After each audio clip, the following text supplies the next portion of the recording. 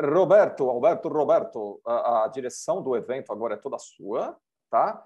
Quero desejar um bom evento a todo mundo. Temos ainda 48 participantes aqui no Zoom, mas na live, lá no live do YouTube, já estamos com 60 participantes, né? Não sei se você quer esperar mais um pouquinho, Roberto, mas enfim. Recording in progress.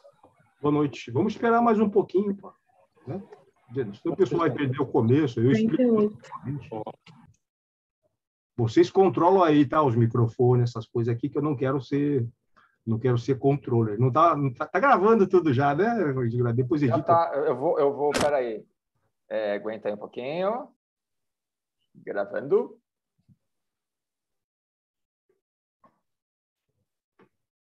Me introduza aí, meu caro host. Que anfitrião é esse? Pois é, que mal educado que eu sou, né? Gente, eu sou apenas o host barra assistente aqui do professor Roberto, eu estaria aqui na mesa de controles assessorando ele, tá?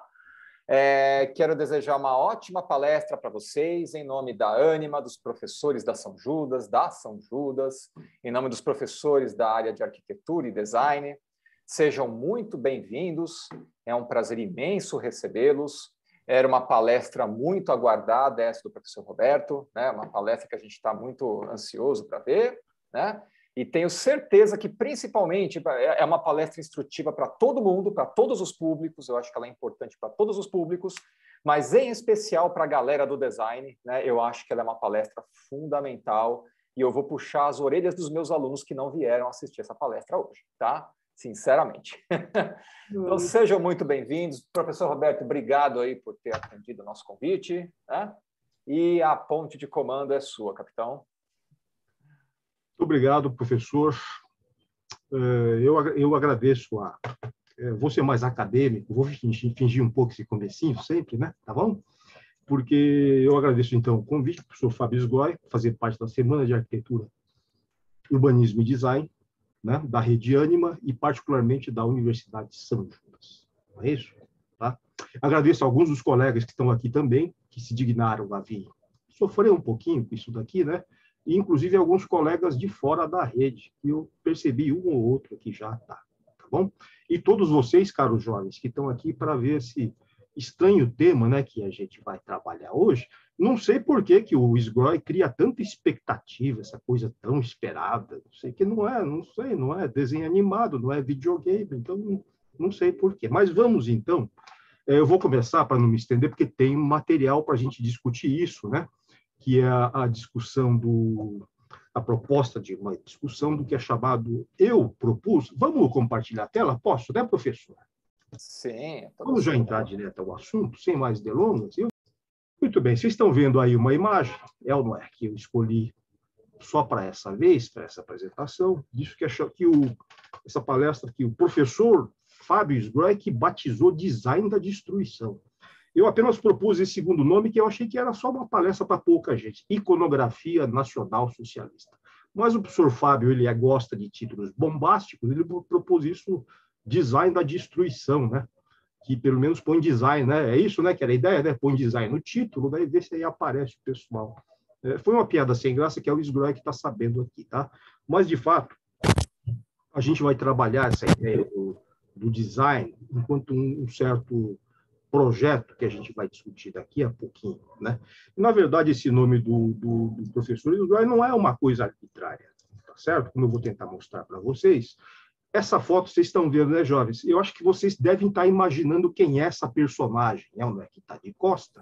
O pessoal mais velho já sabe, não é? Mas, ao mesmo tempo, eu coloquei isso para também colocar uma certa perspectiva, quer dizer, como que nós vamos olhar essa produção que eu vou mostrar, ou seja, essa iconografia nacional socialista. Para quem não sabe, deveria, nacional-socialismo é o nome, o nacional-socialista é o nome do partido originário, cujo líder é esse senhor que está de costa aí, certo? Em alemão, NSDAP, que a gente vai ver daqui a pouco, Partido Nacional Socialista dos Trabalhadores Alemães, que popularmente na própria Alemanha era conhecido como Nazi. Ok? E é por isso que eu sempre uso tecnicamente nacional-socialismo e não o nome pop, vamos chamar assim, nazismo. Tudo bem? Bom, O professor Sgroy botou arquitetura design da destruição, mas eu não resisti, viu, Sgroy? E eu coloquei a fonte disso aqui, que é a arquitetura da destruição. Isso agora é uma piadinha interna com os meus amigos do design e da relação difícil com a arquitetura, que eu sei que tem muito aluno da arquitetura também, né? Mas isso aqui é um vídeo, é um filme, na verdade, documentário do começo da década de 90, que quando eu assisti, e vocês estavam nascendo, muitos de vocês, causou muito impacto à época, porque ele dava uma visão dessa produção cultural, né, do chamado nacional-socialismo alemão antes da guerra e durante a guerra, né? O diretor está ali, Peter Kocher, tá? Esse eu recomendo que vocês assistam. Todos nós assistimos, acredito eu, né, professores? Tá certo ou não? E qualquer pessoa um pouco mais preocupada com essas questões que estão aqui. Se alguém quiser depois, pode me perguntar no debate, que eu espero que dê tempo da gente fazer, por que eu me meti a ficar estudando essas coisas, tá? Mas não vou contar, que é uma longa história, eu posso contar depois. Mas, enfim, quando eu assisti esse filme, nessa época eu estava fazendo pesquisa, 92, por aí, quando passou na Mostra de Cinema aqui em São Paulo, isso causou muito impacto, não só a mim, mas a muita gente, porque dava uma visão que eu vou usar muito aqui, tá? Ao longo da minha exposição, porque lá tem muitos dados, inclusive, que eu não trouxe todos. Só que o filme do Peter Kocher tem uma tese, que eu já adianto para vocês, que eu divirjo. Aliás, eu me oponho à tese do Peter Kocher, que ele diz que o projeto nacional socialista, o projeto nazista, não era um projeto político, era um projeto estético. Eu não concordo com isso. O projeto nacional socialista era um projeto político, que encontrou uma realização num projeto estético. Ok? Mas eu não vou desenvolver isso aqui. Isso eu posso desenvolver no debate. Por quê? Porque eu vou me concentrar no projeto estético enquanto manifestação desse projeto político.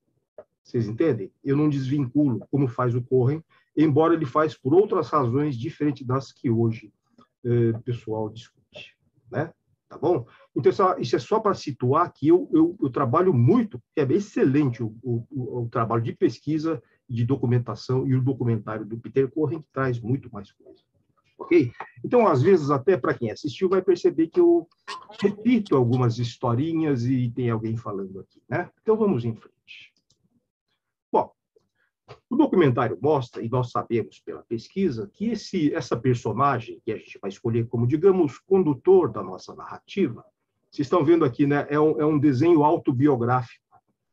Desculpe, desenho autobiográfico, é um autorretrato, é isso, né? Dei vexame já. É um desenho de punho próprio do Adolf Hitler. Quer dizer que, à época, o jovem Adolf Hitler, ele queria ser artista, ele não queria ser político, certo? Da década de 10 do século XX. Né? Então, ele é austríaco, ele era um jovem, vamos dizer assim, quase 20 anos, né? E ele tentou entrar na Academia de Belas Artes, para simplificar, de Viena. E ele não era, digamos assim, um mau desenhista e um mau ilustrador. Viu, Fábio Sgroy? Estou só cutucando. Tecnicamente, ele é razoável até, é ou não é? Mas ele foi recusado no difícil... Isso, Larissa. Prestou vestibular e não passou, porque os professores eram muito exigentes e achavam que ele pode até desenhar, mas isso não é bastante para ser artista.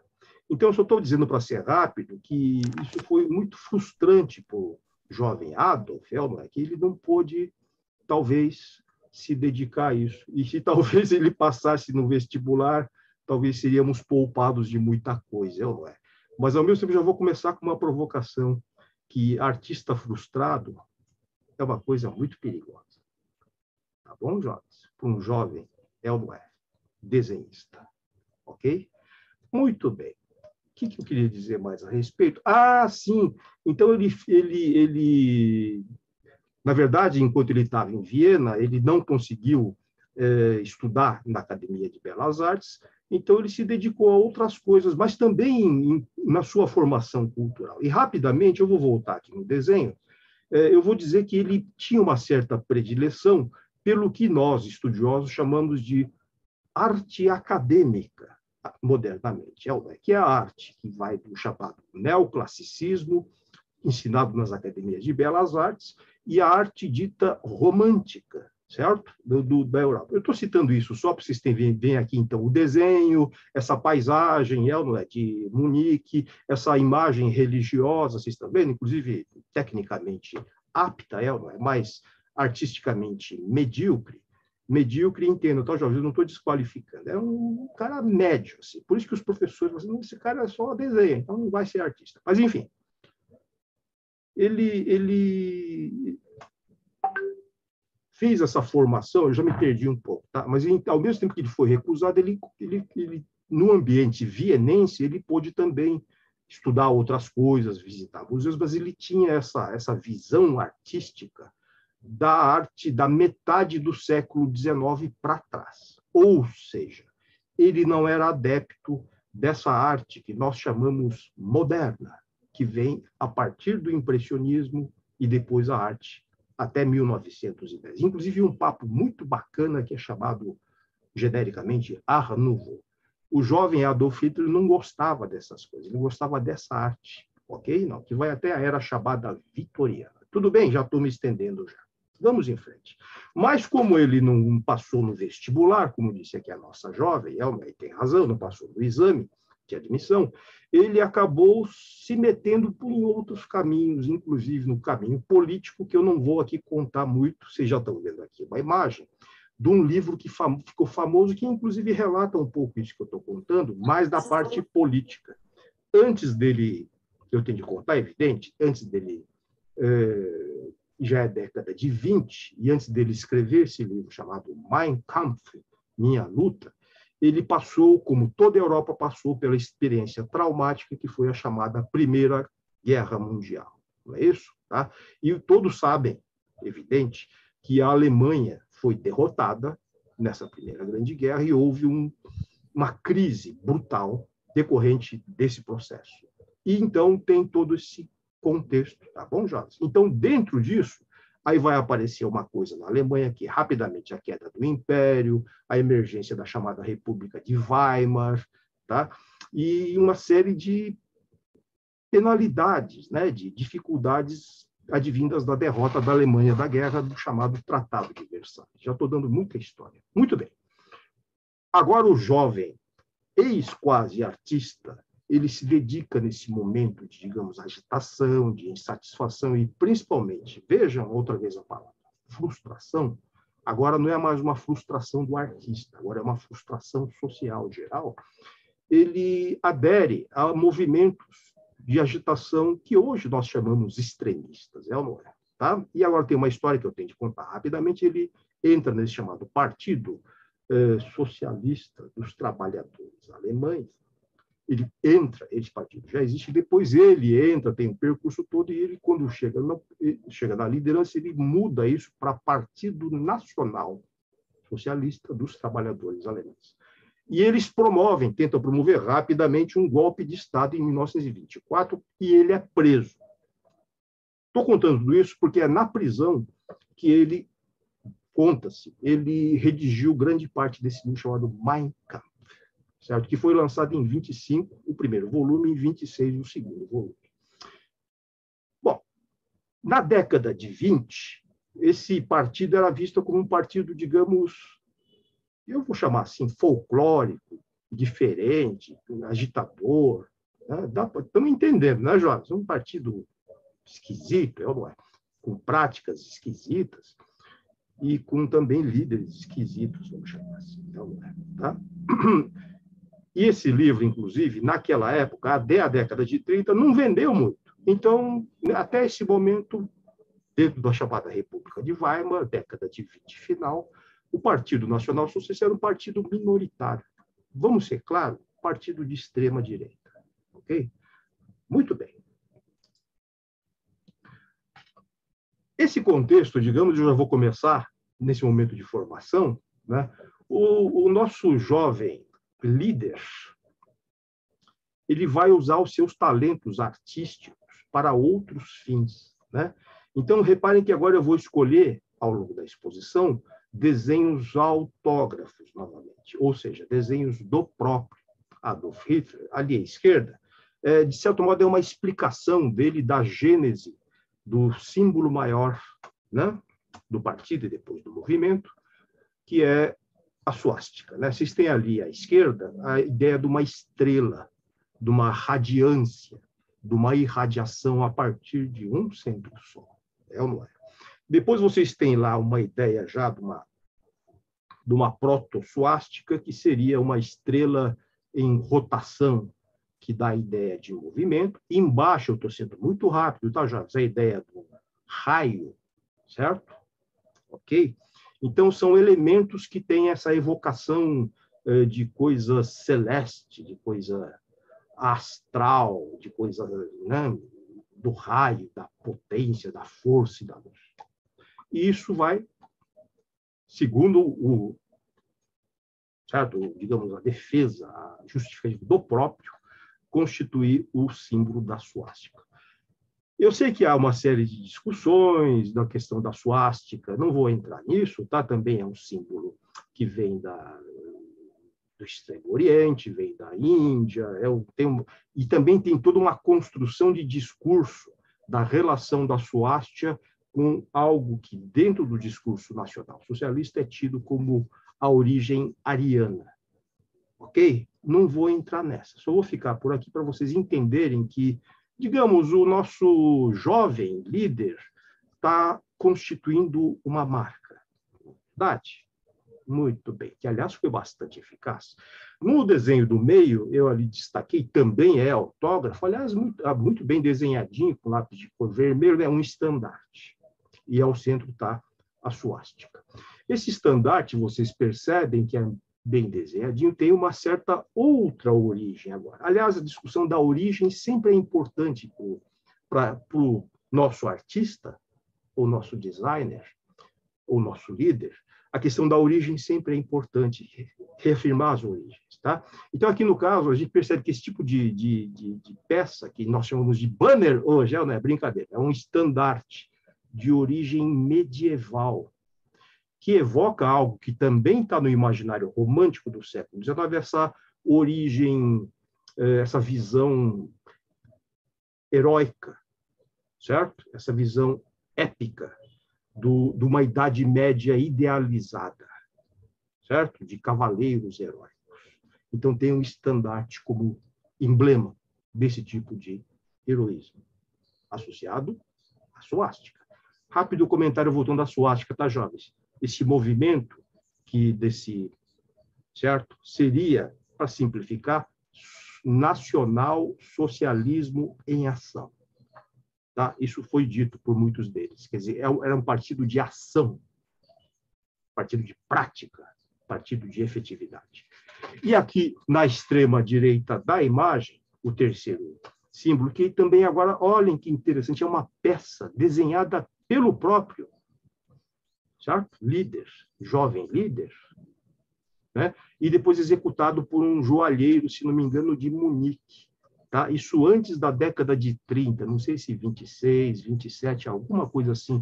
Então, agora nós temos um estandarte, onde tem um banner, mas agora tem uma peça também que agora tem outros símbolos lá em cima, vocês estão percebendo? Ó, onde se é incorporado a águia, que vem da águia imperial germânica, império que teria sido destruído, teria sido derrotado na Primeira Guerra Mundial, e tem uma guirlanda.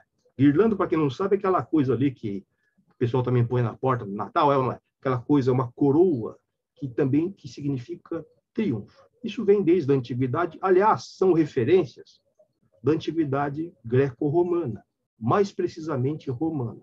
Então, veja, você tem um símbolo que tem uma coisa, uma imagem celestial ancestral, que até pode ser indo-europeia, como dizem. Você tem uma evocação de uma epopeia medieval, que alguém falou aqui, sim, citou, podia ser a cavalgada das valquírias, uma Idade Média idealizada germânica. E agora você também tem, certo? Signos da antiguidade greco-romana, todas elas com uma ideia de triunfo.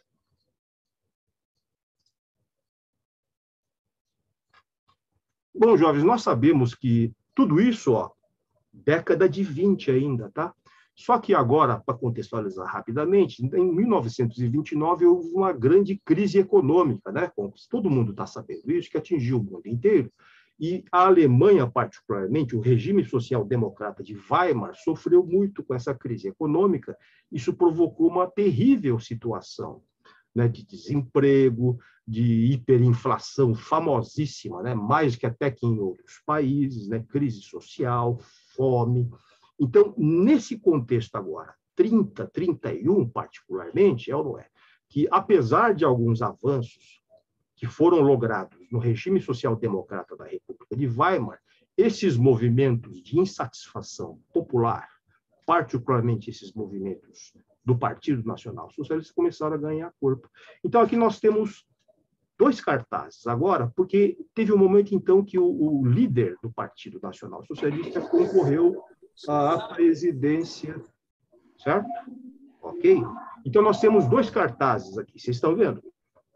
Certo? À esquerda, um cartaz em vermelho. Aliás, curioso, né? Vermelho era uma cor usada pelo antagonista desse partido, que se apropria desses elementos. O antagonista disso é quem? O Partido Socialista Alemão, ou o Partido Comunista Alemão, certo? Eles são opostos a eles. Mas ele se apropria disso, só que agora nós temos aqui, eu vou começar a entrar um pouquinho, papo de design, pode, né, professor Fábio? Pode, né? Nós temos uma tipografia aqui, ó, que é gótica, é isso, né? No cartaz à esquerda, certo? E só que embaixo você tem Hitler em tipografia sem serifa. Ok. E à direita, um outro cartaz, que inclusive é um desenho, né, bacana, assim, à mão livre, de um povo muito sofrido, que evoca algo que era um desenho da chamado de uma certa vanguarda alemã da época, chamada expressionismo alemão, que era um trabalho artístico de forte cunho social. Calma, eu sei que vocês querem saber o que está escrito, está aqui. Alemão, dê a resposta ao sistema, vote em Hitler. Porque, afinal de contas, o Partido Nacional Democrata dos Trabalhadores Alemães é um partido antissistema, anti tudo que está aí, antipolítica. E a outra aqui à direita, curioso, né? O desenho evoca, curiosamente, uma arte de vanguarda alemã e também uma tipografia sem serifa, quer dizer, moderna. Vocês estão vendo, Jorge? Eu quero começar a fazer esse jogo que os operadores dessa estética, eles se apropriam de diversos tipos de elementos, desde que isso convirja para o seu propósito. Vou chamar para o seu projeto estético. Bom, curiosamente, o resultado dessas eleições, ao contrário do que vocês possam imaginar, o nosso jovem líder, ainda jovem à época, ele não venceu, ele foi o segundo colocado. Quem venceu foi esse senhor aqui, à sua direita, certo? Que era um cara chamado Hindenburg, inclusive era um barão, representante do que eles chamavam de política antiga, prévia à Primeira Guerra, etc., etc. e tal. Contudo, o Partido Nacional Socialista conquistou tantas cadeiras, vamos chamar assim, nas câmaras dos deputados, tanto centrais, chamado Reichstag, quanto também nas províncias, que o Hindenburg nomeou Adolf Hitler como chanceler, o que equivale até hoje na Alemanha o que nós chamamos de primeiro-ministro. Então ele não ganhou as eleições, ok? Mas a base política, certo, dos legislativos locais, provinciais e centrais levaram então à nomeação do Hitler como chanceler. Um ano depois, 34, o Hindenburg morreu. E nesse vácuo do poder, nessa situação, é que o líder, o chanceler, é também aclamado Führer, quer dizer, líder, certo? Concentrando os poderes de presidente e primeiro-ministro. Tudo bem, jovens? Estou só na historinha só, tá? Agora, certo? Então, que começa a, digamos, isso que já está, digamos, elaborado como projeto, começa a ser implantado, é o que vamos ver na sequência. Comparem aqui, eu peguei duas peças, dois cartazes, né? À esquerda de vocês, à minha esquerda também, um cartaz da época da eleição, onde então se apela, vocês estão vendo pela imagem, né, já não precisa nem saber ler em alemão, é ou não é? Frauen, para quem não sabe, é mulheres, né? Se apela à mulher alemã numa situação, vocês estão vendo que ambos tratam de uma peça central a esse discurso, a essa iconografia, que é a família. Certo? Então, se dirige à família. Vou botar a tradução aqui, tá bom, jovens? Milhões de homens desempregados, milhões de crianças sem futuro, mulheres, votem em Adolf Hitler. Ah, e evidente, façam campanha para que todos votem em Adolf Hitler. Então, vocês veem ali à esquerda uma mulher, que é uma mãe de família. As moças que me desculpem aqui, tá? Mas ela está no exato papel que esse partido imagina para as mulheres. Quer ser dona de casa, ser mãe, mas uma mãe que é firme, uma mãe que, certo? Governa sua casa, pode consolar o coitado do marido desempregado, que vai garantir, então, a segurança da família. Isso é esquerda. Certo? O outro seria o depois. Estão vendo, jovens? Antes e depois. Então, aqui nós temos o NSDAP, que é o Partido Nacional Socialista dos Trabalhadores Alemães, a águia imperial, que agora é a águia nacional socialista, protegendo a família. É ou não é? Acolhendo a família. E agora uma família feliz, uma família saudável. E, evidentemente, que é uma família ariana, não é isso? E agora, aquilo é a promessa e aqui há, digamos, a realização. O Partido Nacional Socialista protege a comunidade do povo, Volksgemeinschaft. Os camaradas do povo, não foi à toa que eu traduzi assim, tá, Jacques? Precisam de conselho e ajuda. Portanto, juntem-se ao grupo local do partido. Então, a ideia é que, já que o partido protege, entre para o grupo local do partido. Tá bom, Jacques? Então, aqui nós temos a crise e aqui nós temos o que eu chamo promessa de felicidade. Vou continuar, tá bom, Jacques? Com o progresso de instalação do que podemos chamar as políticas culturais do regime, uma parcela particular merecia bastante atenção, que eram os chamados Jugend, que em alemão, para quem não sabe, é o jovem, é ou não é? Certo?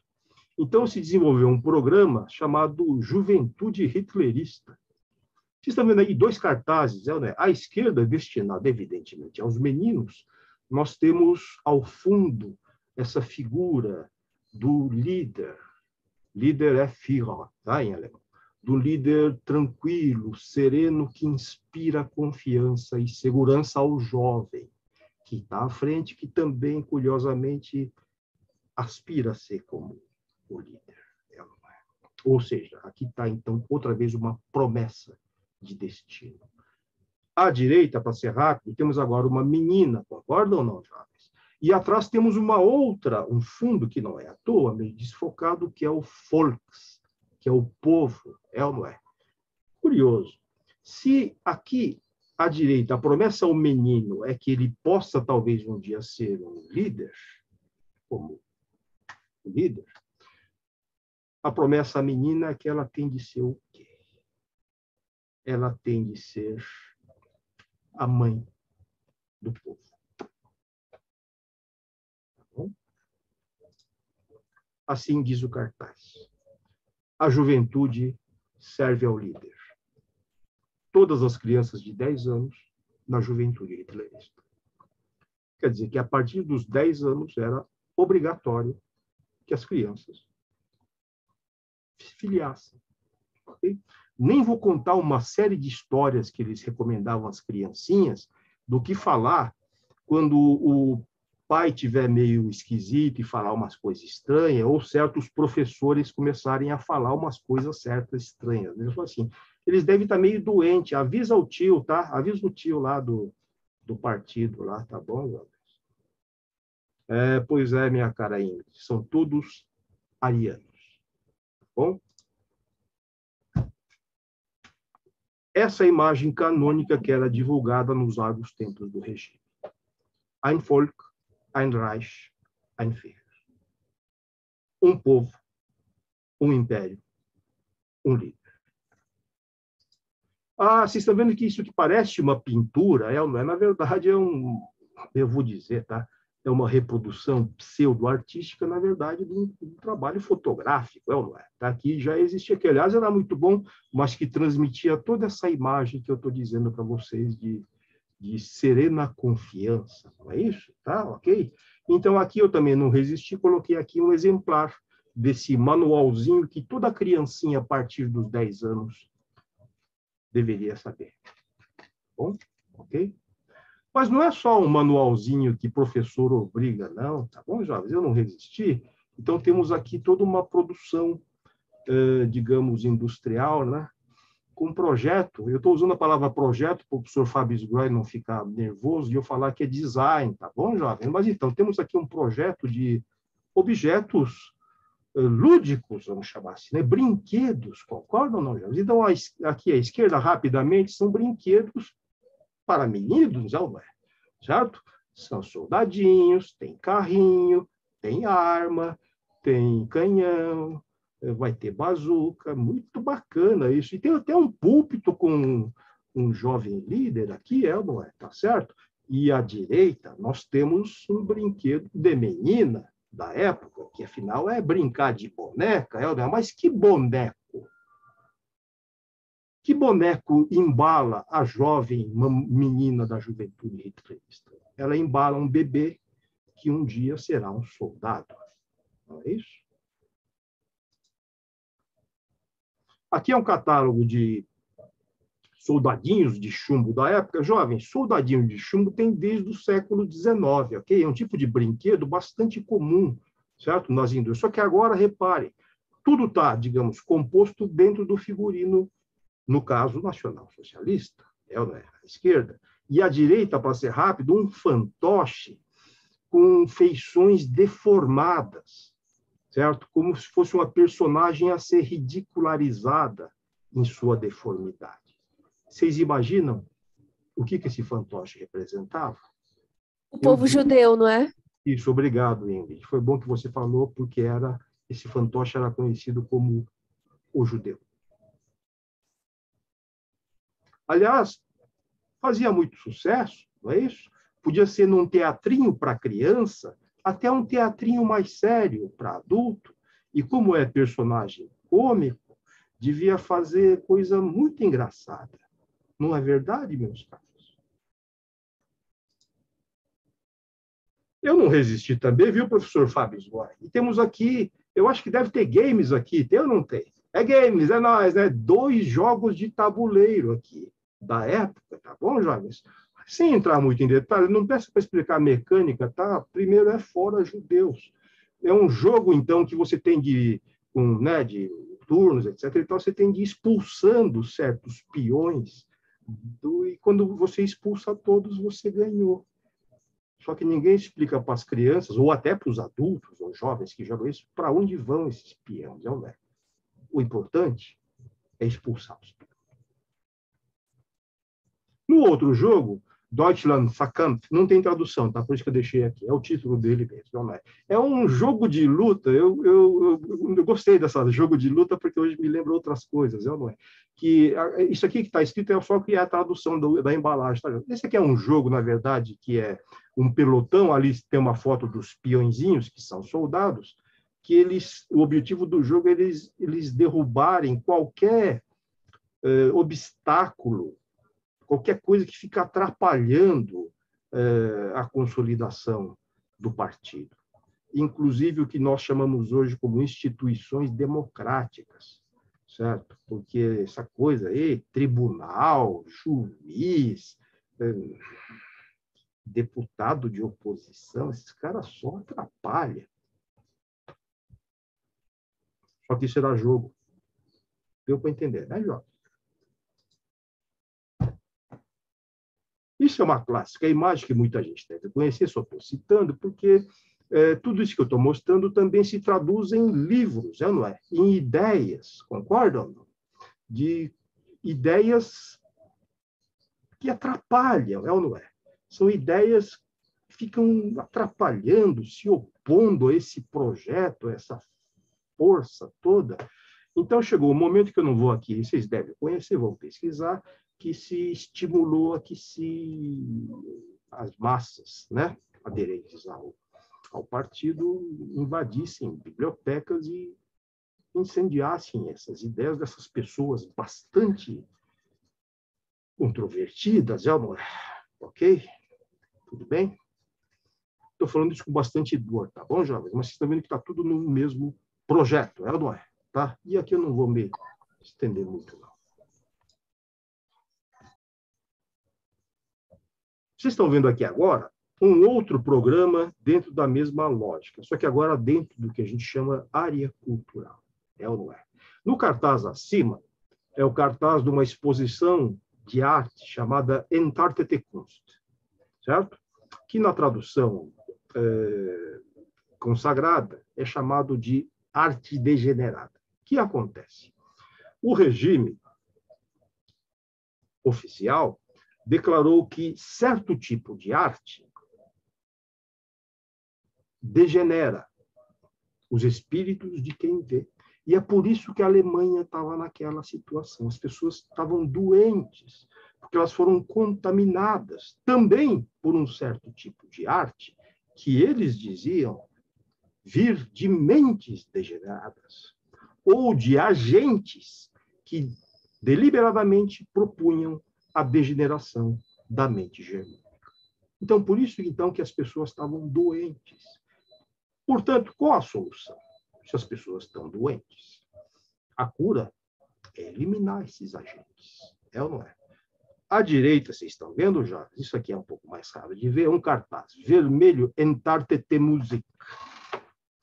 Música degenerada. Então, vocês estão vendo ali que coisa curiosa? Temos um músico negro tocando saxofone com emblema judaico, é ou não é?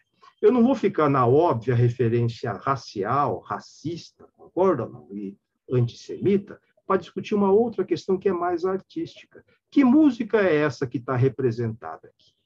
Certamente é o jazz, concordam? Que está aqui representado, que não é a música clássica, tão prezada, ou até a música romântica, no campo da música, tão prezada pelo regime. E por quê? Ora, porque o jazz é improviso. O jazz rompe as regras de harmonia, de melodia e de sinfonia. Portanto, é música degenerada e quem ouve degenera. E quem toca é degenerado. Jovens, se alguém gravar isso e tirar do contexto, vai parecer que eu estou falando isso, né? Eu tenho que sempre ficar lembrando que eu estou que nem naquela primeira foto, tá? Ó, a gente está na posição de quem está do lado do Hitler.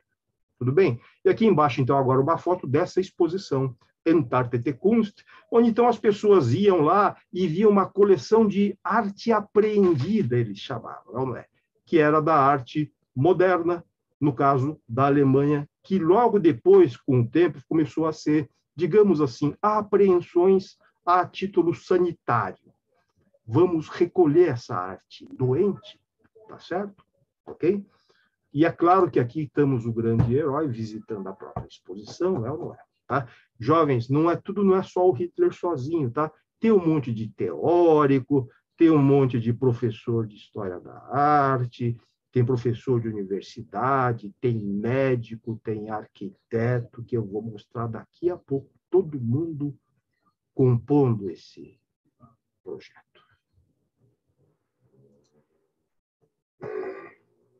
Jovens, eu pus isso como contraponto, porque vocês sabem que em 1932, 33, evidente que aqui agora é o pôster da direita, o regime fechou uma escola esquisita, diferentona chamada Bauhaus, é ou não é?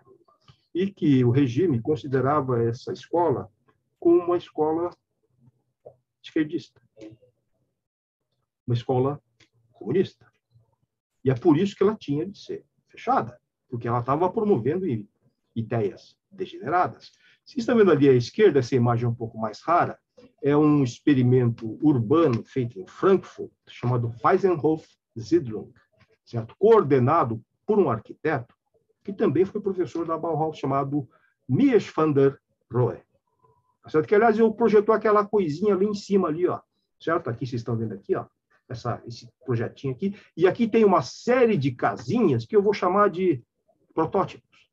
À época, 1927, 28, quando foi feito, que eram protótipos de um modo de vida moderno. Essa foi a ideia do Mies e dos arquitetos que aqui participavam. Vários deles, Hans Charon, Le Corbusier, JJ Pealdi, enfim, foi uma súmula de arquitetos e artistas modernistas. O que eu quero dizer? Essa foto, na verdade, estranha, é uma foto crítica de um jornal, vou chamar conservador, tá? Vocês devem estar enxergando, eu não, que está escrito aqui Araberdorf, que em alemão significa Vila Árabe. O que significa isso do ponto de vista da crítica? Essa arquitetura, essa cidade, é cidade de árabe. Se a gente pensasse hoje numa visão supremacista e antissemita, porque, para quem não sabe, árabe também é semita, isso significa cidade de degenerar. Vou ser mais pesado, tá? Cidade de ser inferior. Porque feita por mentalidade inferior para seres inferiores. Estou pegando muito pesado, meus caros jovens. Só quero dizer que é diferente de hoje, era perigoso projetar essas casinhas branquinhas. Tá bom, jovens? Era perigoso projetar aqueles móveis de metal tubular para quem estuda design, não é? Nessa escola chamada Bauhaus. Porque não era só projetar uma cadeira ou uma casinha. Isso aqui era uma posição. Era um projeto. Outro projeto. E agora eu estou mostrando a contraface desse projeto. Certo? Como esses caras viam esse projeto. Aqui tem uma foto estranha, uma foto rara, inclusive, e, aliás, uma foto censurada, certo? Pelo Ministério da Propaganda da época, porque nós vemos o grande líder numa foto relax, certo? Uma foto relaxada, com uma roupa civil, é ou não é? E sentado numa cadeira de metal tubular. Então, não é à toa que essa foto foi censurada, porque, além de todo esse relaxamento do líder, que não estava naquela posição, digamos, decente, isso seria uma cadeira de comunista. Está dando para entender, meus caros jovens? Eles não falavam assim, eu estou, claro que fazendo um draminha, mas eles falavam algo do gênero assim: o modernismo é o cavalo de Troia do bolchevismo. Isto é expressão literal da época. Tá? Ok? Nessa mentalidade desses. É coisa de gente doente. Tá bom? Claro que o Hitler, às vezes, não é nem o Hitler que está dizendo isso, tá? São todo o seu entorno cultural que está falando isso. Vamos em frente. O que não quer dizer que os nazistas eram antimodernos. Absolutamente. Por exemplo, isso daqui que eu estou mostrando representava a alta tecnologia da época. Certo? Ok? O que para nós seria, digamos assim, o 5G e o smartphone ou VR, qualquer coisa. Só que o que era na época? O rádio. E particularmente a eletricidade, que eram chamados high-tech. Então, qual é a ideia?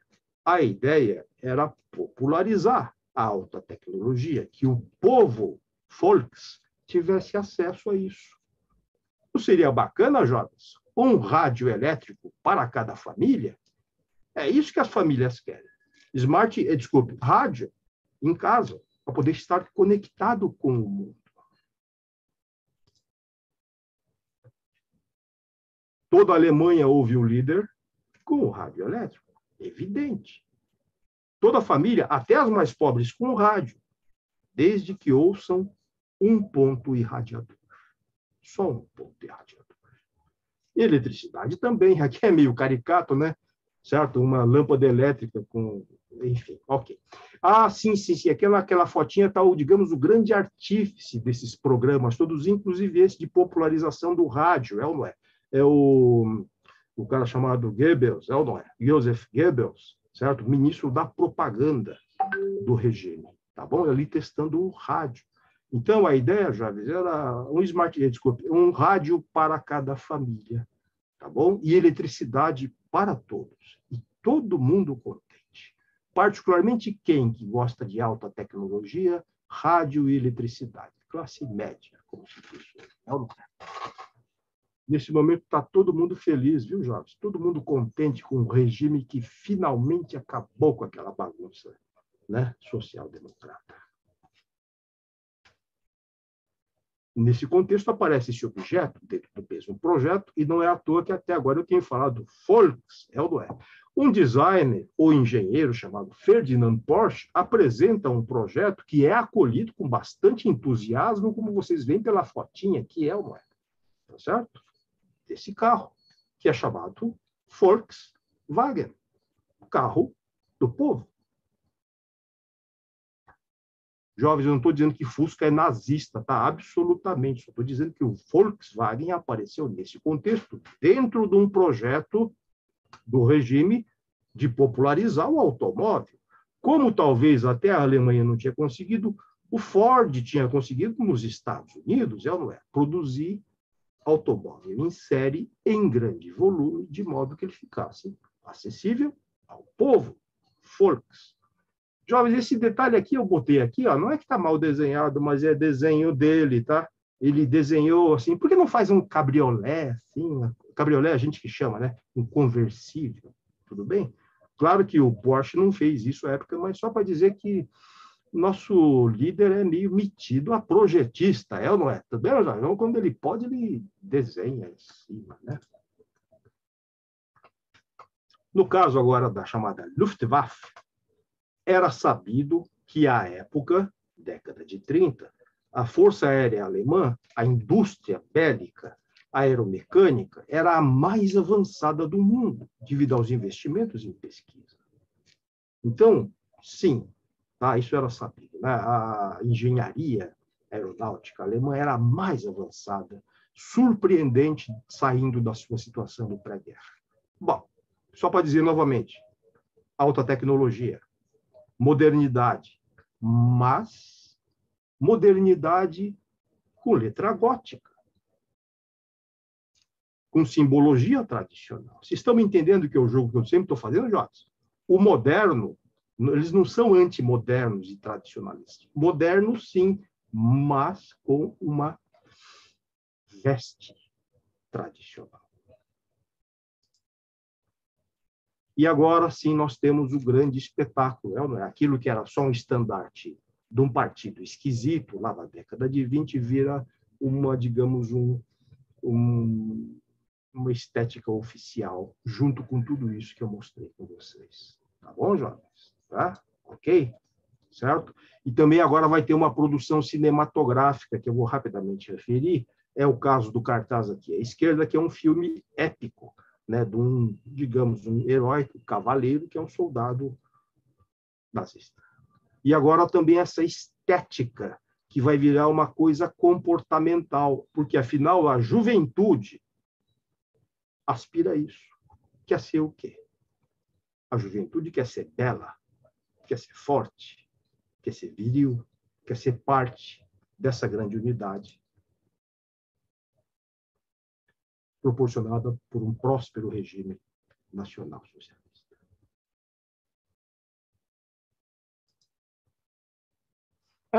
Isso daqui apareceu há pouco, ele até sumiu aqui. Ó. Desculpa, eu vou voltar, porque eu tenho que dar o devido crédito aqui. Veja aqui. Ó. Esse livrinho aqui, ó, eu chamei de MIV, tá bom, jovens? Manual de Identidade Visual, na verdade é Organisationsbuch, quer dizer, livro de organização do partido, que é um manual de identidade visual, que os caras são muito organizados, e é cortesia do professor Carlos Eduardo Dias, que desapareceu aqui da minha tela. Mas deve estar me ouvindo ou dormindo, né? Então, ele achou isso daqui, certo? Então, eu separei algumas imagenzinhas que isso aqui agora está sistematizado. Opa, está aí vivo. Está sistematizado, está tudo explicado. Aliás, toda a tipografia desse livrinho é gótica. Bom, já. Tá? Então, aqui tem aquele estandarte que eu comentei. Eu vou ser rápido, tá? Já às 8 horas. Bacana, os uniformes, não é? Jovens, saudáveis, né? Viris, tá? E uma roupa, uma indumentária, um figurino, a gente pode chamar aqui, não sei se tem gente de moda, mas tudo muito projetado, não é? Tá? Tanto os mais tradicionais de infantaria como os mais modernos, né? Os motoqueiros, os que dirigem máquinas, que são a indústria, a parte bélica moderna. Vou ser rápido, tá, Jonas? Os grandes oficiais, não é? Desses novos batalhões inventados, né? Por exemplo, a SS. E aqui eu peguei um detalhezinho de como até o mínimo detalhe dos seus adereços, vamos chamar assim, oficiais, não é? Dos seus broches, dos seus cabos, punhais, etc, etc, etc, etc. Tudo isso é minuciosamente projetado dentro de um grande conceito. Esse que eu estou mostrando para vocês. Os jovens. HJ. Certo? Ok? Então, dependendo fora as atividades diárias, que tem uma ideia muito importante, né? Uniforme. Certo? Pamela Ribeiro pergunta, eles foram os primeiros a usar esse tipo de manual ou já existia antes? Pamela, eu não vou dizer que eu nunca sei quais foram os primeiros, tá? Mas vou dizer para vocês que esses caras gostavam de coisa muito organizadinha, tá? É o que os professores chamam de metodologia, não é? Mas, enfim, eu não vou poder te responder, mas já existia isso antes, tá bom? Vamos voltar aqui. Nós temos, então, os jovens, certo? As crianças, devidamente enquadradas no mesmo espírito que vai levar eles àquele sonho, né, de um jovem, desde os 10 anos, já imaginar o seu destino como soldado. As jovens. E aqui eu botei assim, de modo um pouco meio cruel, mamãe. Tá certo? Aqui não é que a mamãe é militar. Existia, eu pesquisei isso, que está escrito ali em alemão, é um serviço social que mesmo os civis, durante o período de guerra, teve um momento de recrutamento geral. Todos tinham de fazer parte de um serviço governamental no tempo de guerra. E tinha, evidentemente, essa indumentária. Quer dizer que está tudo projetado. Será que tem gente de design de moda aqui? Deve ter, né? Eu escolhi também um detalhe de um campo muito importante para eles, que é o cinema. Tudo bem, Jades? Então, eu escolhi um pedaço de um filme chamado Olímpia, de uma diretora chamada Leni Riefenstahl, que ela era, na época, uma jovem diretora de cinema muito talentosa, certo? Qualquer professor de cinema sabe disso, do ponto de vista técnico. Ela se utilizava das técnicas mais avançadas, tanto do próprio cinema alemão, daqueles cineastas que foram expulsos por serem anti-regime, enfim, mas também ela emprestava técnicas que vinham da União Soviética, dos chamados, como é que é mesmo? Construtivistas russos, é isso, né? Ou dos cineastas como Eisenstein, Vertov e coisas assim. Quero dizer o seguinte, é a mesma ideia. Eles se apropriam das técnicas e mesmo ideias mais avançadas dentro de uma visão nacional socialista. O que vocês estão vendo? Tem a ver com a promoção das Olimpíadas, se não me engano, de 1936. Fest der Schönheit é um tema que agora nos interessa, que é festa da beleza. Certo? Aqui é uma variação do cartaz, que é curioso, ó. Festa del Volk, festa dos povos. Então, temos agora um atleta. Vocês sabem, aqui ele está a figura do chamado Discóbolo, que é uma imagem, uma escultura de se não me engano, um escultor chamado Miro, certo? Da Grécia clássica. Aliás, essa escultura foi, à época, comprada pela Alemanha. Eles gastaram uma nota para comprar assim. Vejam aqui o nosso ideal de beleza. Só que aqui temos uma apropriação disso dentro de um jovem, saudável, forte, bonito, alemão. E aqui ó, tem uma foto ó, do que seria a produção. Jovens, esses caras aqui peladinhos jogando peso para cima, não é nada que vocês estão pensando, não, tá? Isso aqui, na verdade, tem a ver com essa ideia da... Para quem não sabe, na antiga Grécia, os atletas competiam nus. Por isso que chama ginástica, tá? E aqui tem a ideia da exaltação dessa coisa, até eu vou chamar pagã, da Grécia clássica, traduzida aqui no filme. E aqui uma outra imagem surpreendente, ó, outra vez festa da beleza, e agora a figura feminina com uma nudez, tá certo? Então, no cartaz de uma jovem nua, só que aqui, evidentemente, sem nenhum sentido erótico. Qual a ideia da nudez? Tanto do jovem quanto da jovem, nesse contexto. É a exaltação dessa beleza, defendida por esse regime, que combatia o quê? A degeneração, a feiura, proposta por esses caras esquisitões aí, esses comunistas aí chamados modernistas. É ou não é? Bom, estou me adiantando, dá tempo. Eu peguei um pedacinho da entrada onde vocês vão ver isso, tá? Que eu estou falando. Muito bem. Vocês viram, então, que eu fiz um percurso que foi... qual foi mesmo? Foi do pôster passando até o corpo, foi ou não? Porque tem uma ideia de um corpo também. Deu para entender, né, Jorge? Que a ideia da jovem bela e do jovem belo tem uma ideia de um corpo belo. E tem toda uma propaganda disso também. E vocês viram, né, do uniforme, tem um culto à beleza. Agora, rapidamente, 8h10 é isso, né, professor? Até umas 8h30 tá bom ou não? Eu estou perguntando para o senhor Fábio. Roberto, até a hora que você quiser. Para mim, a palestra está maravilhosa. Quiser ficar até meia-noite aqui por mim, vamos embora. Tá? Eu quero ir dormir, então acabou, tá bom? Vamos continuar, então, para acabar? Ok. Então, vejam, agora eu vou trabalhar outro aspecto, tá? Que é a relação do nosso líder, Führer, com um arquiteto chamado Albert Speer. Certo? Claro que antes o regime tinha outros arquitetos, é uma história bastante comprida, mas eu vou focar particularmente nessa relação bastante próxima, porque o Albert Speer não foi apenas o arquiteto oficial do que vai ser a produção que eu vou mostrar, mas ele era tão próximo ao Hitler que ele virou ministro do armamento de guerra durante a guerra.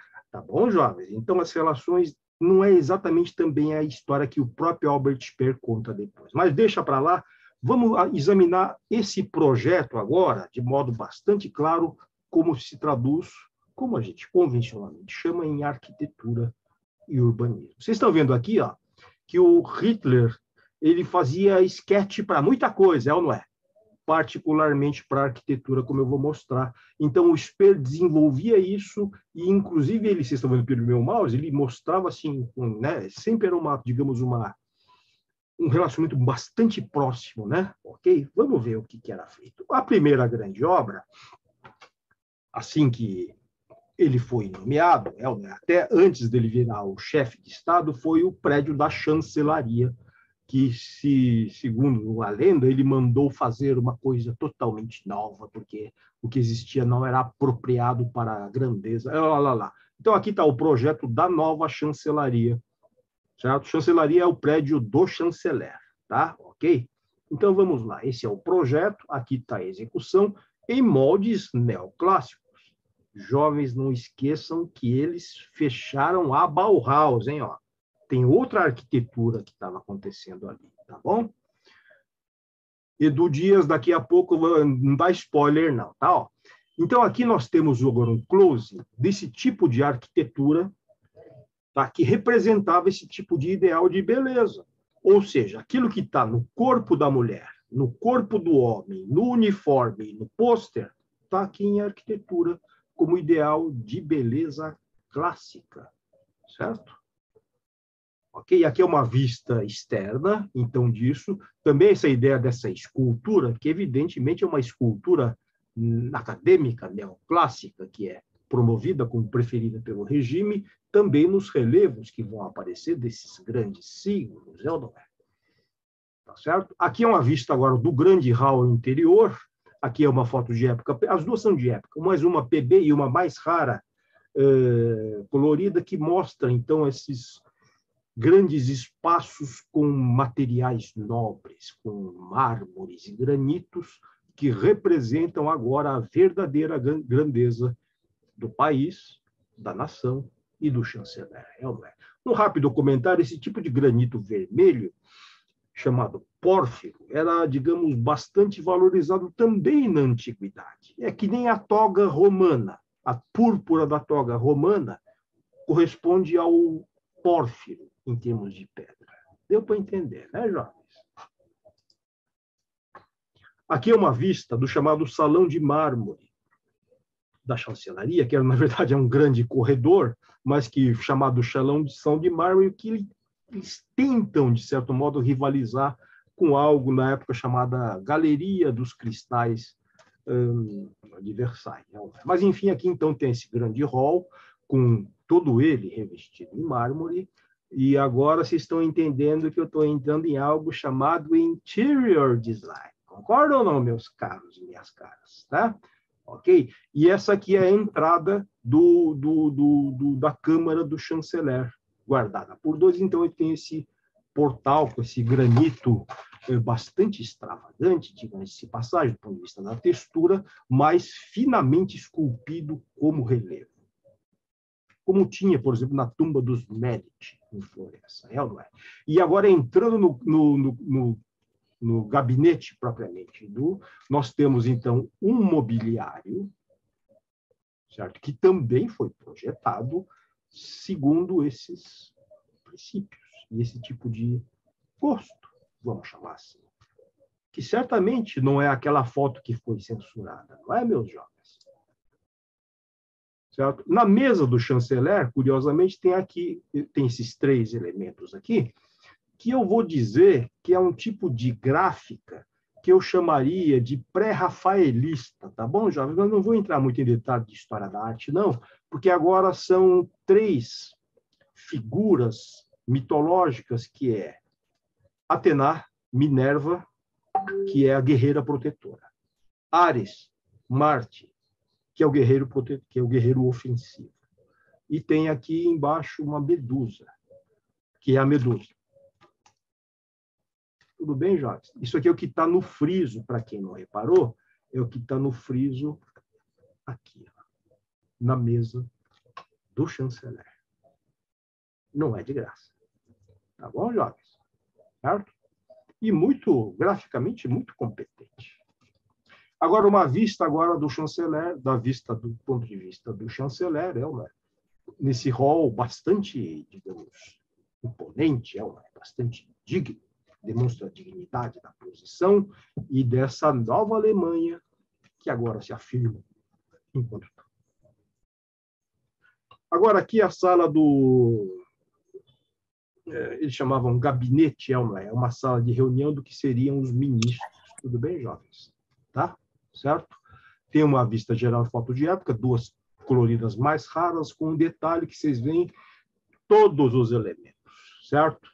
Não tem nenhum elemento que escapa. A cadeira, a tapeçaria, o quadro, certo? As luminárias, tudo isso compõe uma unidade do que a gente poderia chamar decor. É ou não é? Certo? Vivi, toalha de mesa, não escapa nada ao crivo desse olhar. Tá certo? E é claro que esse tipo de produção... desculpe, aqui tem uma foto, digamos, informal do nosso jovial líder, numa certa recepção em momentos de paz. Isso aqui, jovens, isso daqui não ficava só para o pessoal lá. Isso aqui virou um cartão postal, quer dizer que todo o povo sabia o que estava acontecendo e eles faziam questão de divulgar. Vejam, alemães, a que ponto nós conseguimos chegar e finalmente temos a devida dignidade.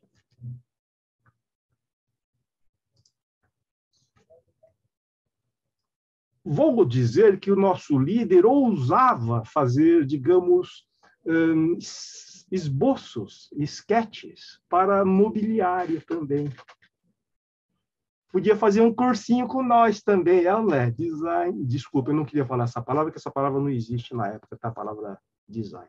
Mas existe a palavra Gestaltung, que, aliás, eu esqueci de citar, que aparece lá com a Leni Riefenstahl, certo? Aparece lá, Gestalter, Leni Riefenstahl. A gente traduz como diretor, mas a Alemanha vai usar essa palavra também para designar o que os ingleses e norte-americanos chamam de design. E eu ouso dizer para vocês que o líder é um gestalter.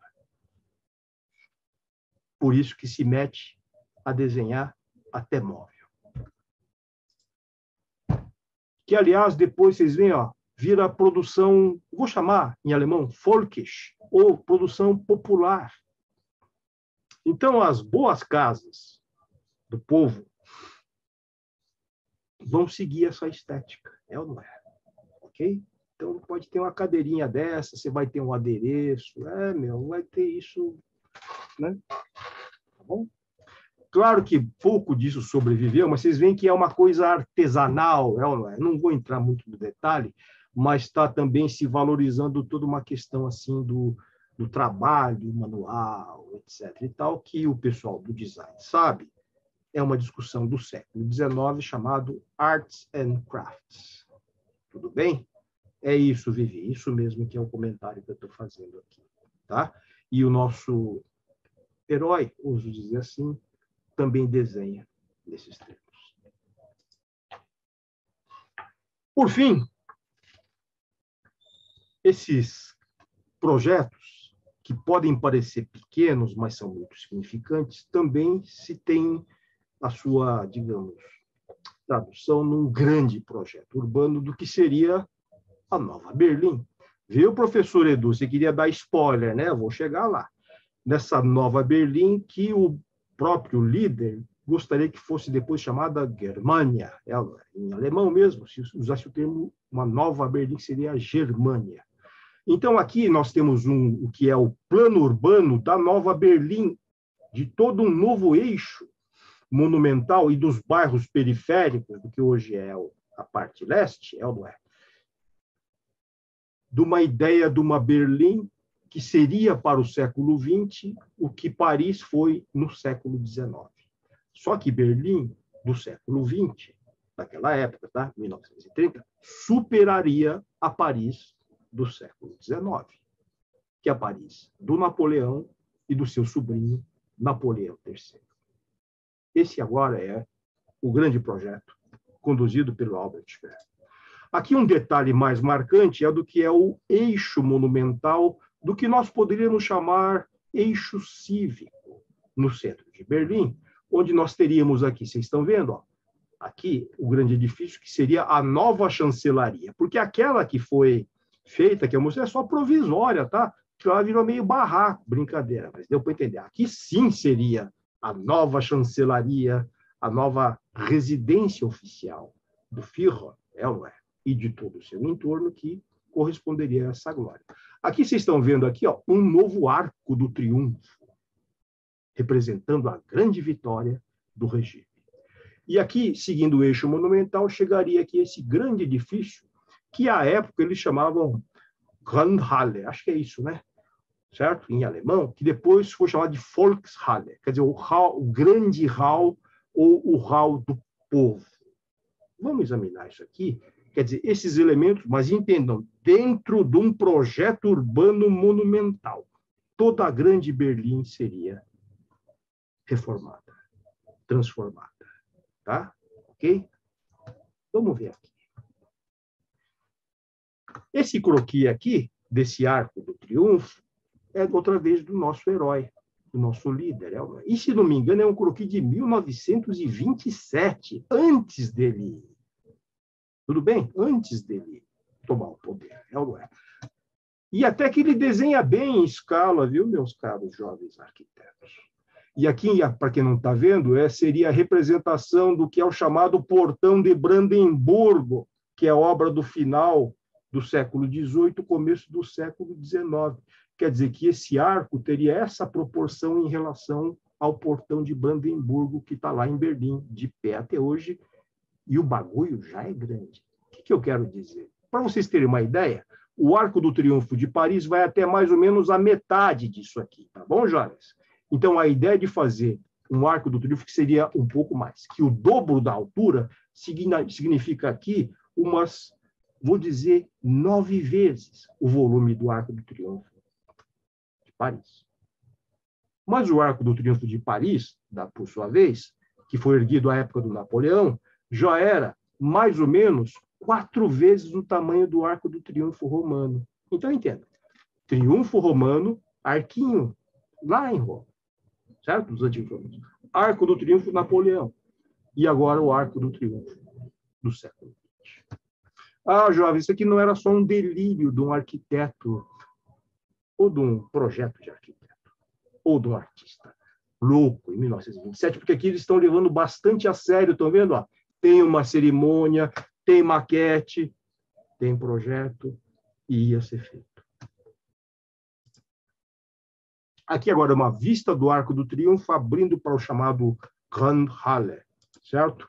Que é um projeto que também é um croquis do Adolf Hitler, estão vendo aqui, jovens? Ó, de um edifício que mistura uma série de referências, não é? Que vem do chamado Renascimento, que pode evocar a cúpula de São Pedro, que, para quem não sabe, é do Michelangelo, que, por sua vez, por dentro, vocês vão ver, tem a ver com o Panteão Romano, que blá, blá, blá, blá, blá. Só que isso daqui é um edifício imenso, tá certo? Assim como o Arco do Triunfo. Só que o Arco do Triunfo, vou voltar, tá, Jorge? O Arco do Triunfo agora até ficou pequeno, não é? Ó, o Arco do Triunfo é essa mixaria aqui, ó. Agora tem o Grand Halle e a grande chancelaria. A chancelaria não tem o projeto hoje, tá, Jorge? Mas, enfim, aqui nós temos esse edifício, tá? Estão vendo, ó? Que ele supera em dimensões, evidente, qualquer edifício similar, seja o Capitólio em Washington, seja a Catedral de São Pedro, em Roma, tá? Seja a Catedral de São Paulo, qualquer que seja a ideia. Tá? Só para vocês terem uma ideia, meus caros jovens, vejam, é isso aqui rapidamente, um detalhe com toda essa elaboração neoclássica, neorrenascentista, qualquer nome que se dê a esse estilo, e dentro um grande hall que aqui evoca o Panteão Romano. Para vocês terem uma ideia, meus caros, era para caber, se não me engano, 300 mil pessoas aqui. E 120 só nas chamadas, aspas, arquibancadas. Então, só para vocês terem uma ideia de tamanho, é como se a gente pegasse o Maracanã e cobrisse com uma cúpula. Beleza ou não? Só que não é uma cúpula, é uma cúpula de concreto, pedra, mármore, granito. O grande hall do povo. Tá certo? Onde, então, a grande massa acederia aqui para realizar a celebração do grande triunfo. O professor Edu deu um spoiler aqui, mas ele não tá, ó, beleza ou não, certo? Isso daqui, ó, é uma visão evidentemente moderna, tá? Que é uma reconstituição em computação gráfica de uma série recente da Amazon Studios, tá no Amazon Prime, chamado The Man in the High Castle, que a tradução foi meio literal, né? O Homem do Castelo Alto, que é uma série que eu recomendo, tá bom, jovens? Mas eu não vou contar nada, não, eu só vou dizer que tem, então, um trabalho de... Eles imaginam nessa série o que aconteceria do mundo se o eixo tivesse vencido. Ora, se o eixo tivesse vencido, eles iam construir essa bagaça toda e Berlim estaria do jeito que está no projeto. Então, aqui, veja, jovens, em CG, no YouTube vocês têm isso aqui, inclusive o cara explicando como fez. Então, ó, essa aqui é a imagem do Reichstag, que é o prédio do século XVIII por XIX, que era a sede do parlamento da época do Império. Tá bom? Ó? Então, lá atrás, nós temos o Grand Halle, ou Volkshalle, certo? Caso fosse construído.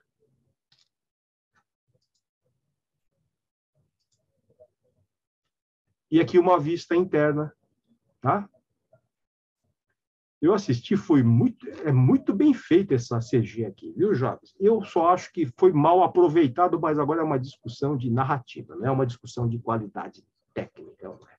Mas mesmo lá dentro da série, não é muito bem aproveitado, mas é bastante convincente. Tá bom?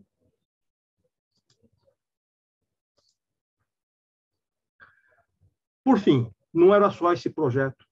Um último projeto que eu destaquei é um projeto para Nuremberg, tá? Onde o regime pretendia fazer o que a tradição chama de o Campo de Marte. Para vocês que acham que Campo de Marte é nome de aeroporto, não é isso, tá, jovens? Campo de Marte, na tradição que vem desde a antiguidade, é uma praça de treinamento de exército. Por isso que é Campo de Marte. Marte é quem? O deus da guerra. Então, a ideia era fazer um campo olímpico, aí o projeto desses caras todos, do Hitler, inclusive era assim, olha, tem Olimpíada, fica mudando de cidade a cada ano, vamos fazer uma definitiva. É que nem a Olímpia. Aquela Olímpia que está no filme era a cidade grega, porque só tinha Olimpíada em Olímpia. Era cidade fixa. Então, a gente falou assim, vamos fazer uma Olímpia moderna. Se nós fizermos isso aqui, ó, a cada 4 anos, sempre acontecerão as Olimpíadas aqui. Só que essas Olimpíadas seriam, então, um equipamento esportivo tão descomunal que ninguém poderia rivalizar, então sempre teria jogo olímpico aqui, em Nuremberg, e, ao mesmo tempo, também seria aquilo que eles entendem, né? Que é o jogo olímpico. Não é isso que eu falei? A competição olímpica é uma competição que é uma competição de guerra. Então, isso aqui é um campo de jogos de guerra. Campo de Marte. Aqui eu botei rapidamente, não posso entrar no detalhe, o chamado estádio olímpico, que na verdade evoca o circo romano, onde se fazia corrida de biga, tem no filme Ben-Hur, tá bom, jovens? Dessa forma, só que aqui é para, se não me engano, 500 mil espectadores. Tá? Tem também aqui um centro de exposições, de arte, etc. e tal, um grande eixo. Jovens, de tudo isso aqui, ó, só uma parte foi feita, que é isso aqui chamado Zeppelinfeld, mas as obras começaram. Tá? Tudo isso também no eixo de Berlim não foi projeto louco, as obras começaram. Tá? Tudo era para ser feito. E aqui, então, são fotos daquilo que pôde ser terminado, que é o chamado Zeppelinfeld, campo de Zeppelin. Assim também chamado porque era um campo de pousar esses dirigíveis chamados Zeppelin. Tá bom? Qual era o tamanho? Bom, o Zeppelinfeld não foi feito para isso. Ele foi feito para ser um palco, uma arena, como se diz hoje, tá? Onde haveria manifestações. Como é que eu poderia dizer? Manifestações do povo. Manifestações folkisch, ou se fosse falar para a nossa tradução, literalmente, manifestações folclóricas, festas populares coletivas, danças tradicionais. Certo? Talvez espetáculos de disputas, não sei, mas essa é a ideia de unir o povo na sua manifestação popular de modo supostamente espontâneo. Mas não só isso. Isso o João chamar é o lado popular da coisa. Na verdade, o Zeppelinfeld era um palco para um outro tipo de espetáculo, que é o espetáculo da formação das armas, dos exércitos, da Ordem Unida, da realização do grande projeto da beleza bélica. Nesse caso particular desse evento, que agora não me lembro, que eu estou muito cansado para continuar, além de toda essa questão que já estou mostrando de outros, né, vocês estão vendo que aqui tem a presença desses raios de luz, que foi uma invenção cenográfica, olha a palavra, do Albert Speer, que ele emprestou sob protesto dos generais. Ele emprestou os holofotes, que eram holofotes de, digamos, bateria antiaérea, e falou assim, vamos fazer isso aqui, ó, vamos botar uns holofotes em torno de todo o Zeppelinfeld e emitir raios de luz, certo? para que agora aquelas colunas, que eram colunas gregas, de mármore, materiais, possam ser colunas de luz, imateriais, que apontem para o céu.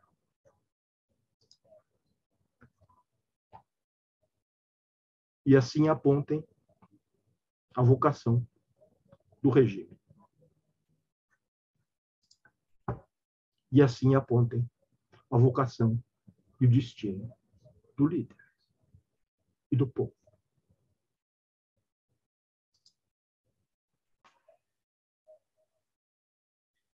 Um projeto grandioso de ordem, segurança, saúde e beleza, que destruiria a desordem, o medo, a doença e a feiura, a degeneração de um povo, quiçá de todo mundo. Uma identidade mais que visual, uma identidade espiritual, uma identidade corporal, uma identidade comportamental, uma identidade racial. Um sistema perfeito. Uma obra de arte total. Gesamtkunstwerk. Como dizia um ídolo do líder, que era um artista chamado Richard Wagner.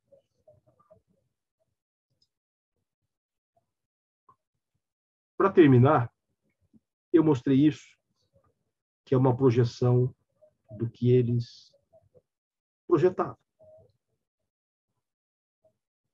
Só que resultou nisso.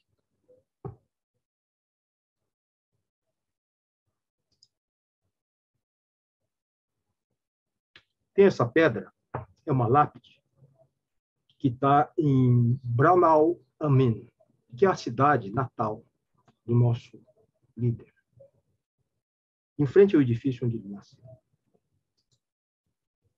Em alemão está dito assim: pela paz, liberdade e democracia. Fascismo, nunca mais. Milhões de mortos, alerta.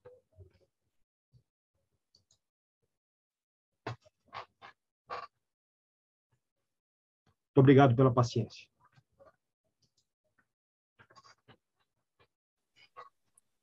Caramba, Roberto, estou sem palavras. Estou sem palavras. Eu estou, claro, o professor agora vai enrolar um pouquinho, né? E eu estou, evidentemente, aberto a algum tipo de pergunta, debate, não é isso? E me desculpem ter feito só esse solo, que vocês veem que é muita coisa mesmo, tá? Ok? É isso. Professor Fábio, por favor. Não, gente, eu acho que a gente tem agora que conversar um pouco, né? Antes de começar a conversa, só queria indicar rapidamente para vocês essa obra aqui, tá? É uma obra fininha, né? Como vocês estão vendo, né? Mas, para os amantes da nona arte, é uma história em quadrinhos, tá? Ela se chama Berlim, foi escrita ao longo de 20 anos. O autor levou 20 anos para concluir essa obra aqui.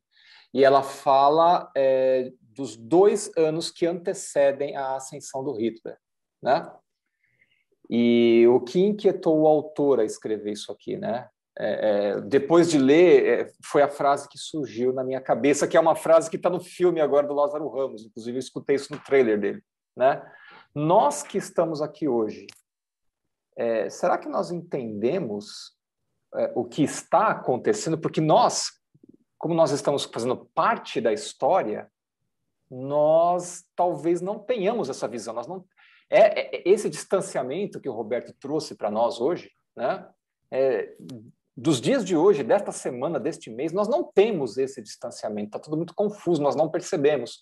E eu gostei muito dessa obra por isso, porque o cara se preocupou em mostrar, né, que parecia que não estava acontecendo nada. Berlim parecia uma cidade assim normal, entre aspas, normal. Estava tudo normal. Aqui e ali apenas os mais sensíveis poderiam perceber que algo não estava indo muito bem, mas assim, no geral, era muito difícil se perceber o que quer que fosse, porque as pessoas estão fazendo parte da história, né? Era só essa dica que eu queria dar, gente. Ingrid, manda a bala aí. Boa noite, professor. Boa noite, tudo bem? Eu quero parabenizar o professor pela palestra.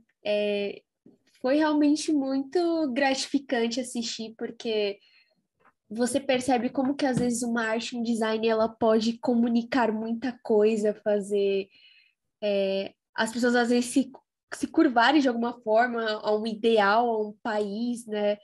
E quanto que nós, designers e arquitetos, nós podemos ter esse poder de não deixar essa história repetir, né? Porque às vezes um simples cartaz ele pode passar 1000 palavras, 1000 coisas e às vezes pode ser uma coisa muito despercebida, mas pode estar comunicando algo que pode acabar com a vida de alguém. Foi muito que eu vi nesses cartazes, assim, me chamou muita atenção a forma que as pessoas eram desenhadas, todas loiras, brancas, de olhos claros, né? O povo, e se estava em multidão, eram todos brancos, com uma roupa muito social, roupa clara, ou seja, era um tipo de ideal, assim, de vida que, por mais que era algo que passava muito despercebido, eles estavam comunicando um ideal, né, de vida assim, você tem que seguir isso. E o Yokota falou sobre a música também, eles não gostavam do jazz, tinha que ser uma música clássica. Eu percebi que eles pegavam muito da questão da Grécia antiga, do grego,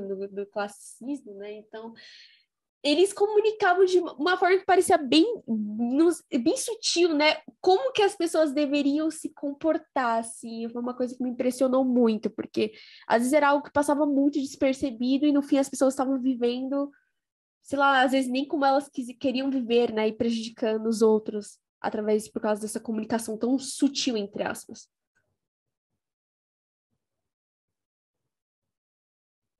Eu não sei o que dizer, se é que eu tenho de responder, viu, Inês? Eu vou dizer o seguinte, eu vou dizer que tem rapidamente, tá? Tem várias visões, tem toda uma propaganda pós-guerra, inclusive, concordam, jovens? Que dá uma visão que eu acho que também é complicada. Por isso que eu avisei no começo, né? Que a gente ia se colocar do lado do Hitler, tá certo? Na verdade, do regime, para ver como eles conformam e como eles veem tudo isso que eu mostrei para vocês. Porque essa é a visão que eles querem projetar, ou não é? Agora, do ponto de vista do que o designer pode fazer, vocês estão vendo, né? Ó, tem muito designer lá, tem muito arquiteto lá, bastante competente, vocês entenderem? Em todas as áreas, artistas, certo? Todas as áreas. Só que eles estão dentro desse projeto. Vou dizer, eles topam esse projeto. Porque quem não topou, se mandou. Tipo Walter Gropius. Deu para entender, né, João? O pessoal da Bauhaus se mandou. Porque também, se ficasse, eles iam para o campo de concentração. Tudo bem? Então, veja. Ah, sim, mas eu também sei a história de quem estudou na Bauhaus e acabou trabalhando para o regime porque tinha de sobreviver. Não vamos ser tão radicais assim. Mas o que eu quero só dizer, minha cara, é que tem sim uma responsabilidade. Tá certo? Ok? Só para também matizar um pouco. Eu acho que a gente tem de saber que projeto a gente está fazendo. Qual o propósito disso aí. E, às vezes, como a professora Vivi é muito sofisticada, né? Citou alguém chamado Hannah Arendt, que é ou não é, certo? A banalidade do mal que ela fala, que essa autora chamada Hannah Arendt, ela levanta quando ela vai ver o chamado julgamento de Nuremberg, que quando vê esses caras todos, e eu não mostrei, eu só sugeri, as atrocidades que foram cometidas em nome desse projeto, beleza? Essas pessoas vão ser normal, é assim, eu segui ordens. Então é mais ou menos dentro de um... Eu só mostrei o lado bacana do projeto, mas isso tem consequências. Então, meus caros jovens, na verdade, eu não estou falando, se é que ninguém percebeu, da Alemanha de 1930. Vocês entendem ou não? Não estou falando disso. Tá? Ok? Porque se essas pessoas achavam, não, isso é normal. Normal nada. Esse normal está aqui. Por isso que eu estou falando para vocês. Vocês entendem? Daqui a 20 anos a gente vai falar assim, pô, como é que vocês deixaram isso acontecer? Como se falou dos alemães da época. Como vocês foram loucos para votar no Hitler? Não é assim que se coloca. Então existe sim, viu, Vivi? Me desculpe, eu não posso desenvolver a sua... Você está falando que vai... Desculpe, tá, Vivi, não posso desenvolver o argumento da Hannah Arendt, mas sim, nós vivemos da banalidade do mal hoje. A gente está achando um monte de coisa normal e muita gente se conforma com isso. E mais que isso, muita gente adere a isso. Eu não estou aqui para fazer proselitismo, mas vocês viram a minha posição final. Viram ou não viram? Minha posição final é da pedra. A minha posição. Tá certo? Porque eu estou do lado dos milhões. Que alerta. Do que é a banalidade do mal. E o grande desafio, né, Roberto, é a gente lidar com o fato de que não existe sistema político, econômico, social perfeito. Não Então, existe. as pessoas elas tendem a execrar tudo que não é perfeito, né? Então, tem até um ditado popular que diz: a democracia é o pior regime, excluindo todos os outros. Excluindo todos os outros. Ninguém está defendendo, dizendo que a democracia é perfeita, que não. E não, tem de ser, e não tem de ser perfeita a democracia. Uhum. Porque um regime perfeito é fechado. Essa é uma ideia que também é uma coisa que persegue muitos jovens, quando quer fazer até design. Eu digo assim, muito cuidado com duas ideias. A ideia de pureza e a ideia de perfeição. Não estou dizendo não tê-las. Eu falo, toma muito cuidado com isso. Certo? Porque isso pode redundar em consequências terríveis. Só isso que eu vou dizer, tá? Senão eu vou começar a fazer panfletagem aqui. Não é meu objetivo. Meu objetivo é propiciar uma reflexão. É que assim, acho que são sinais, né, Roberto? São assim, nós temos os sinais, né? Mas nós não sabemos interpretá-los. A gente vê tudo isso que você mostrou e parece que é uma coisa do passado. Isso não vai acontecer hoje. Nós evoluímos. Será que eu posso jogar um pouco de querosene na fogueira ou é melhor que não? O que você acha? Bom, é você que é o The Boss. Não, é porque me chamou muita atenção esse vídeo que você mostrou, exaltando o corpo, né? E hoje em dia, o discurso que temos é o discurso da pluralidade, mas assim, quando a gente olha para a mídia, eu vou colocar querosene. O que nós vemos? O que nós vemos na mídia? Né? Pronto, eu só queria fazer essa provocação, tá? Então, assim, nós às vezes consumimos as coisas sem interpretar. Nada contra, eu sou o primeirão aí na fila do cinema ali, eu sou o primeirão, eu adoro, quem me conhece sabe que eu adoro, mas eu não coloco isso para dentro sem questionar de maneira gratuita, né? Então, apesar dos nossos discursos, palavras mentem, né? Eu sempre falo, né? Você quer conhecer um pouco melhor o ser humano? Tenta acessar o Google, vê lá o que está sendo pesquisado no Google, né? Ali talvez, né? Você consiga descobrir um pouco melhor quem somos nós, seres humanos, nós, né? Tem que se incluir nisso, né? Então, apesar de todo o nosso discurso de inclusão, de pluralidade, todo esse discurso que é necessário, nós precisamos perseguir isso. Mas quando você olha francamente para a nossa realidade, para o que nós estamos consumindo e o que nós estamos exaltando, né, isso não corresponde ao nosso discurso. Né? Querosene nada, meu. Foi um pingo de álcool no meio nem fogueira, vou dizer. Aqui está tudo muito ameno aqui, ó, não estou sentindo fogo nenhum. Mas, enfim, isso que eu vou só dizer, e eu já vou fazer uma propagandinha, que a gente sempre fica vendendo curso aqui, né, Isgor? Cursos de extensão futuros.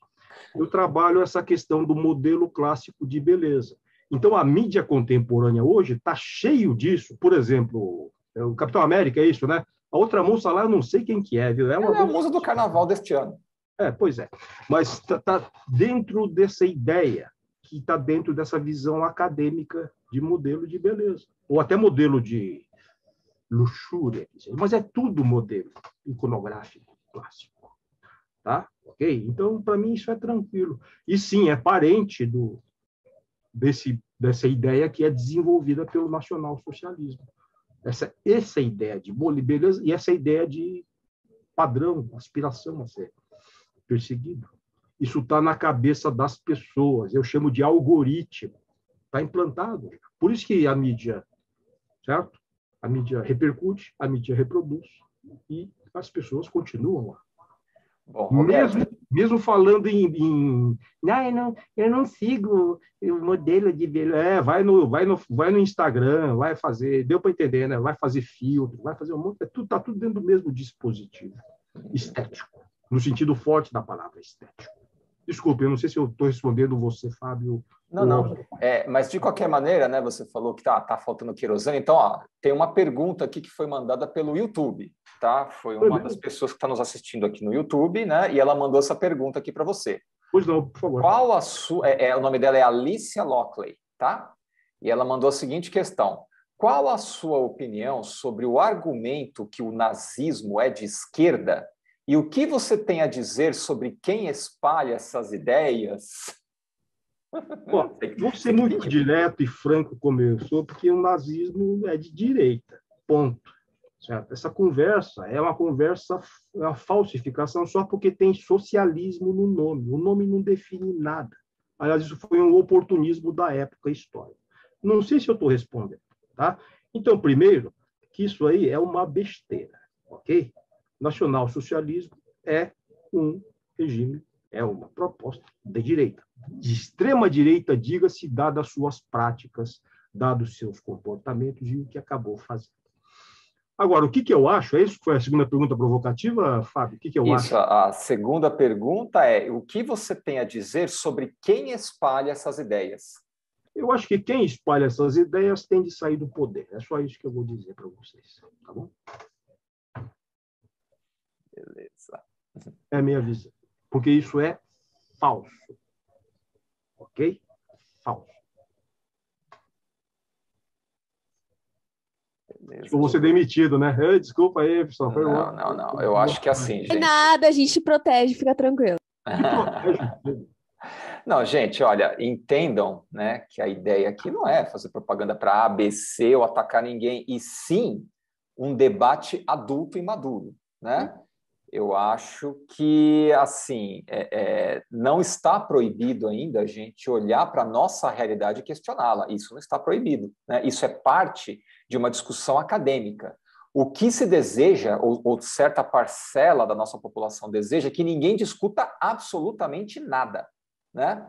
Ou seja, uma pessoa, uma população que não questiona, e isso não estou falando de um governo A, B e C, qualquer governo, qualquer ídolo, qualquer pessoa que se assuma enquanto grande líder, ou que se assuma como a solução para o que quer que seja, né? A gente deve questionar. O professor Edu colocou aqui, né, uma frase célebre, né? A população que não conhece a história está fadada a repeti-la, né? Então, nós vivemos atualmente um quadro que nós já vivemos isso em 1992, nós passamos por isso, né? Todos os especialistas alertaram qual era o grande medo dos grandes especialistas em política, é que em determinado momento surgisse um salvador da pátria, assim como surgiu em 1992, né? E surgiu em 1964, né?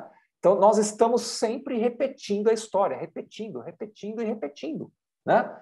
Então, gente, toda a história tem suas tensões, né? O que nós não podemos, enquanto designers, e eu estou falando sobre design, tá? Enquanto designers, nós temos a responsabilidade de entender aquilo que nós estamos produzindo.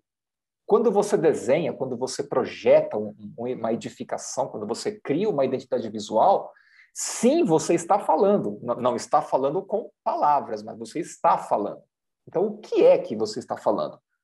O que nós estamos chamando a atenção de vocês aqui é: saibam o que vocês estão comunicando e responsabilizem-se por isso. É só isso que nós estamos falando aqui, tá, gente? Só um adendo ao que o senhor falou, mesmo que você concorde. Se você concorda, como a Leni Riefenstahl concordou. Leni Riefenstahl é uma cineasta talentosíssima, todo mundo reconhece isso. Albert Speer, eu vou até dizer que ele é um arquiteto talentoso dentro da linha que ele trabalhava. Vocês entendem, jovens? Ok? Tem muita gente competente que trabalhou, porque senão não tinha isso que apareceu. Mas eles sabiam. Dá para entender, jovens? Não tem esse papo, eu não sabia. Seguia a ordem. Isso é conversa mole de, desculpa, retrospectiva, depois que o cara senta no tribunal da história. Você tem de saber, tem de ver que projeto que existe, você se posiciona e você se responsabiliza por seus atos. Tá? Não dá para alegar ignorância. Muito bem. Gente... Tem mais pergunta quente, não, pô? Pois é. Total tudo isso aqui, né? Então não pois é.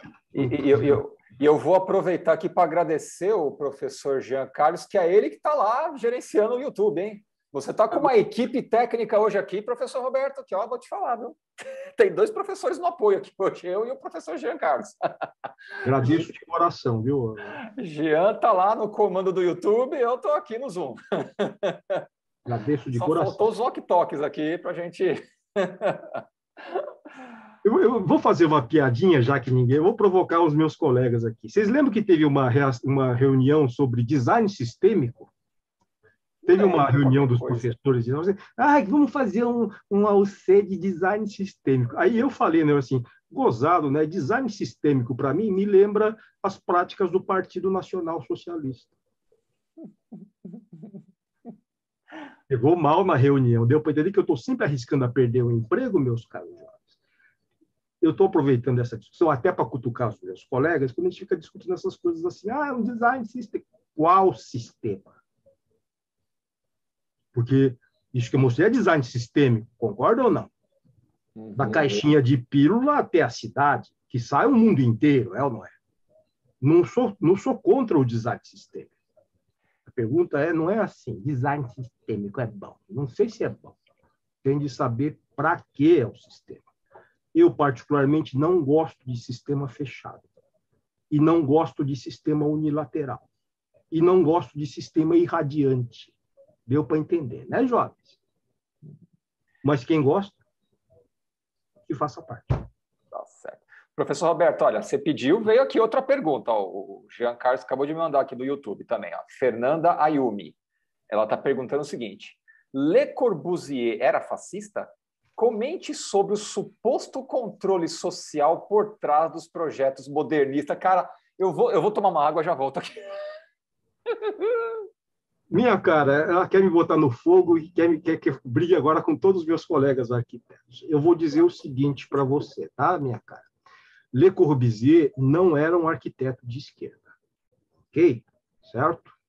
Tá? Mas eu não vou chamá-lo de um arquiteto de direita porque ele tentou trabalhar com a União Soviética, fez projeto lá e perdeu, tentou trabalhar com o Mussolini, fez projeto para a Itália, também não conseguiu fazer, tentou trabalhar para o Vargas aqui no Brasil, para quem não sabe.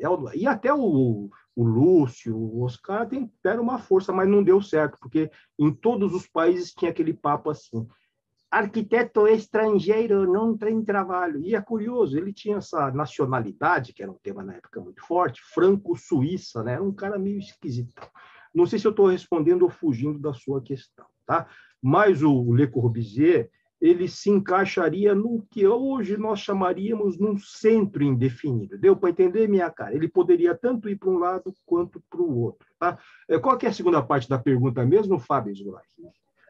Comente sobre o suposto controle social por trás dos projetos modernistas. Aí são duas questões. Mas eu vou citar para você, jovem, tem uma passagem obscura da vida do Le Corbusier, que ele trabalhou para o governo sob a ocupação Vichy. Está dando para entender, minha cara? Então, supostamente, para alguns biógrafos, ele seria um colaboracionista do nazismo. Eu só vou dizer que ele trabalhou para quem estava governando na época, e o Corbusier não tinha nenhum problema de trabalhar com qualquer governo. Tá bom, jovem? É isso que eu vou dizer. Agora, quanto à visão do controle social do modernismo, agora eu também vou dizer qual modernismo? Porque há vários modernismos, tá? Inclusive, um modernismo que está associado a regime autoritário. Agora, isso não é questão do modernismo, é questão do regime autoritário. Eu não sei se eu estou respondendo, é uma pena porque no YouTube eu não tenho o feedback, não é? Tá? Ok? Mas há, certo? Porque não existe arquitetura neutra, seja ela neoclássica, seja ela modernista. E não tem esse papo que modernismo é bom e neoclássico é ruim. Tudo bem? Mas a marca, a associação que o chamado neoclássico tem com esses regimes autoritários de direita de meados do século XX é muito mais forte do que o modernismo. Por muito tempo se alimentou um certo mito que o modernismo é um regime associado a centro-esquerda e esquerda. Eu só vou dizer rapidamente que eu estudei um grupo de arquitetos na Itália, modernistas, excelentes, todos eles fascistas. E eu não sei se eu respondi, espero que eu tenha ajudado. Acredito que sim. Professor Roberto, o papo está excelente, mas o nosso horário já deu. Se a gente se estender muito aqui, o Zoom derruba a transmissão. Então, já deu nossa hora. Gente, assim, é sério, o papo poderia continuar aqui por semanas, semanas e semanas, né? Então, professor Roberto, eu agradeço imensamente mais uma vez a sua brilhante palestra. Agradeço demais ao Jean pela força aí no YouTube. Obrigado por todos os professores presentes, obrigado, alunos, né? E vamos continuar esse debate em sala de aula, gente. Vamos continuar estudando e cada vez desenvolvendo um trabalho melhor e mais responsável. Tá, gente? Obrigado, boa noite a todos, gente. Valeu. Obrigado mesmo. Boa noite. Boa Obrigado. noite, professor Roberto. Mais uma vez, obrigado aí, viu? Valeu.